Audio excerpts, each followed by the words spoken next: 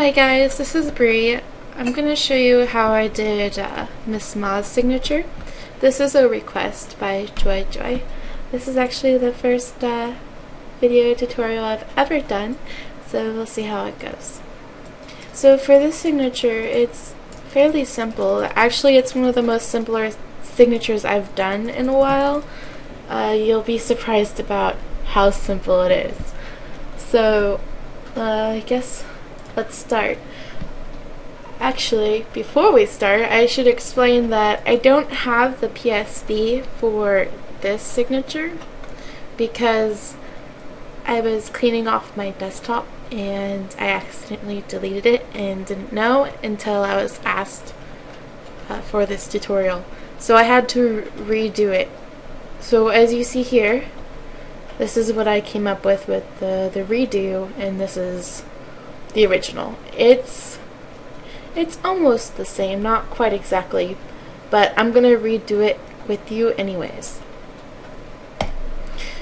So let's start.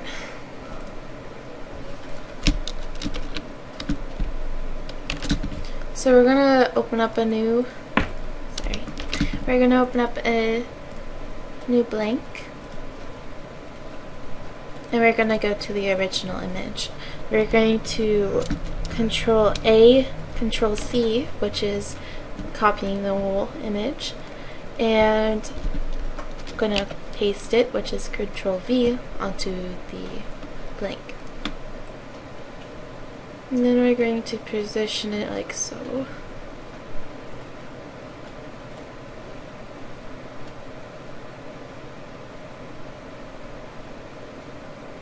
Okay, like that. And now we're going to flip it over, since the finished product, she's on the right and not the left. So in order to do this, I press Control T, which I assume means transform. I'm not too sure. And then I'm going to right click and flip horizontal. And then I'm going to accept that and reposition.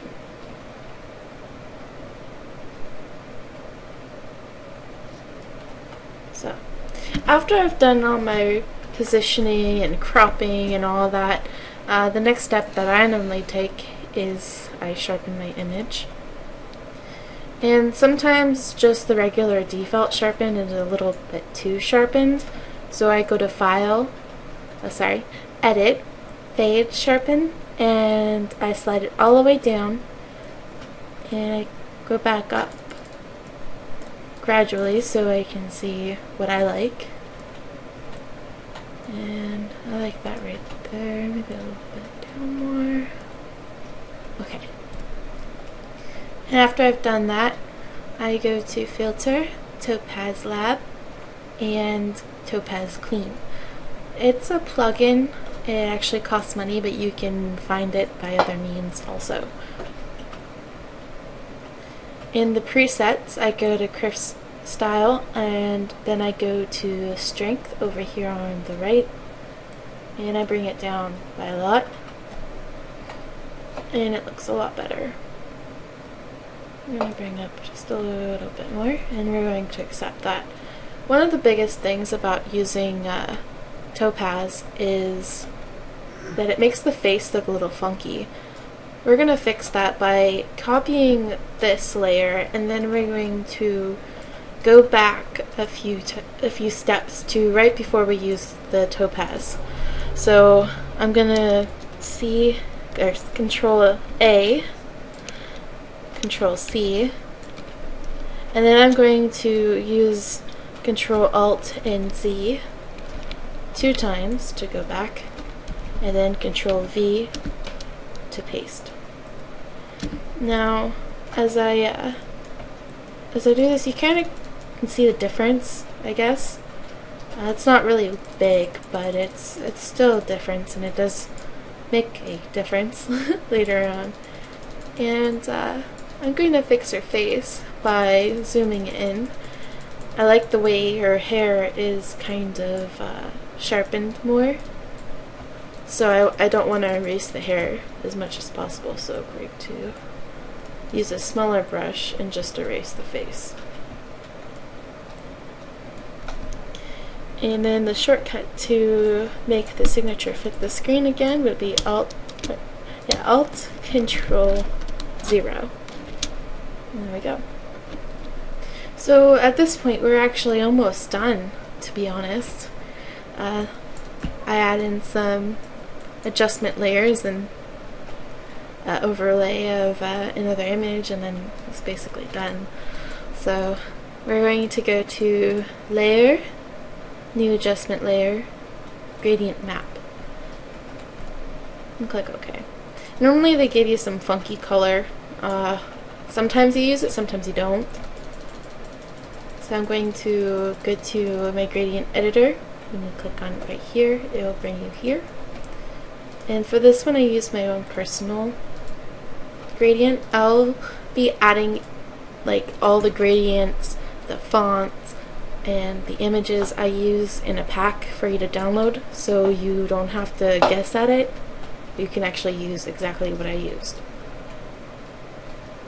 So I'm going to press OK here, and I'm going to make sure I'm clicked on the gradient map layer, and I'm going to select it and make the mode lighten. Alright, so that looks really pretty. I really like the effect that gives it. This next one I'm going to do is I'm going to go to Image. Oops, 1 second. Okay.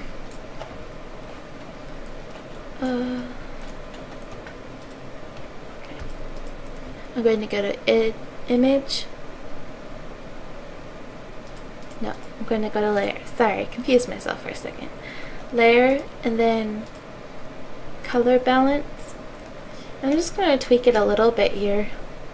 You want to make sure you click on Shadows right here, and you're going to make it go up a little bit in Cayenne, Cayenne, Cyan. I don't even know how to say that. Anyways, then we're going to get a little bit magenta and a little bit in blue. And then we're going to do the same thing with midtones. We're going to go a little bit in red, a little bit in, I think, green, and a little bit in blue. And then we're going to do that with highlights. We're going to go a little bit in green, a little bit magenta, and a little bit in blue. Okay, so you can see that we're almost exactly there. Not quite, but almost. So after that I'm going to take this image. Of course I'll be adding this image into the pack I will. And I'm going to Control A and Control C. Then I'm going to go back to my image and Control V. I'm then going to drag it underneath the gradient map. And I'm going to position it like so.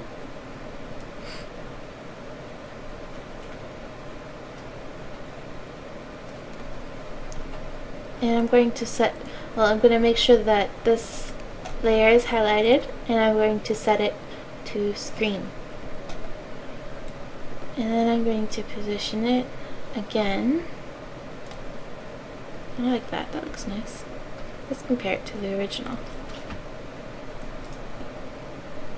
Doing pretty good, yeah?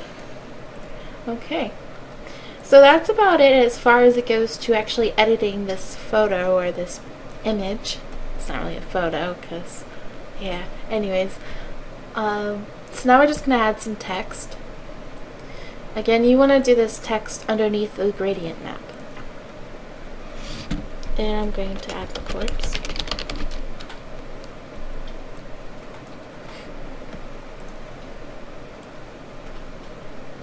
And let's find some nice font.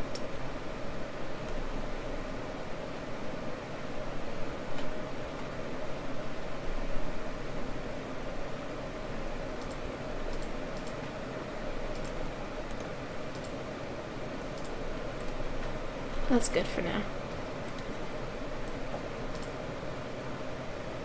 Make it a little bit smaller though.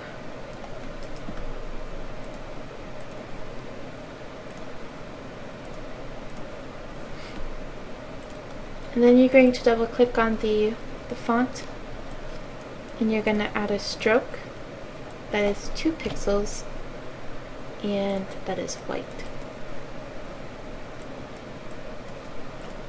And then you're going to set the opacity. I'm not sure if I did a drop shadow or not. Here. Looks like I did. So you can add a drop shadow. And you press OK. And you can position it wherever you want. It doesn't have to be here. It could be here. It could be here.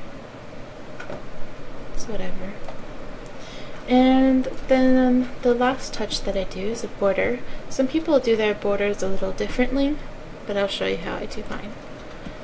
I make a new layer, and I fill that layer with a color or pattern, whatever, doesn't matter. And I make the fill 0%. Fill is located right underneath the opacity right here. And then I'm going to double click on this layer.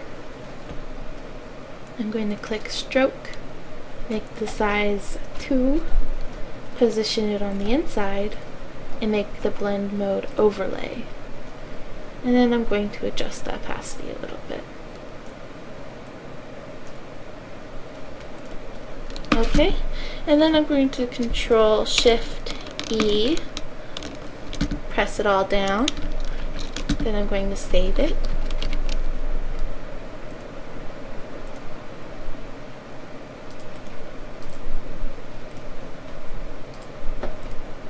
Okay, and that's it. A few pointers, well, things I'm going to point out is normally people do their color balance and gradient maps after they've done the whole image, but for this particular image I did it before I did the actual effects or the glitter part. I don't know why I did it that way. I just preferred to do it that way for this image. It's really up to you and whatever you want to do. So yeah, I hope that was helpful to you. I mean, it was very easy. So yeah, bye.